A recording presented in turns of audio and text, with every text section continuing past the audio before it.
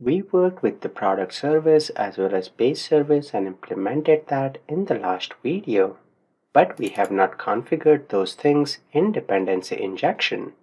So for that we will open up the startup class file inside the main project, which is mango.web, and here we have to configure the use of HTTP client factory.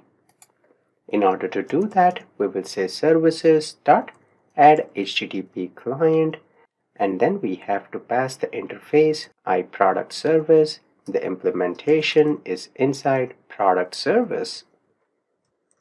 We'll do Control dot to add the using statement. Perfect.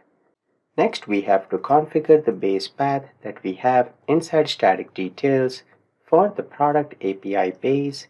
This we have to get from our appsettings.json file. We have service URLs. In there we have product API.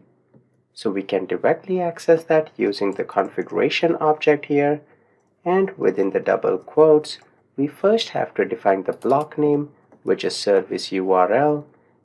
We'll paste it here, colon, and then what is the key? That is product API. We will copy and paste that. That will retrieve the value and assign that to our product API base. Once we have configured the HTTP settings that we have to, lastly we have to add the service, which is product service, to dependency injection.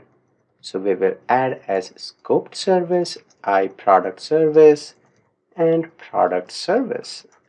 And with that we have configured the HTTP client as well as added the product service to dependency injection. So now in the next video we can actually start creating the controller and perform CRUD operations on our product.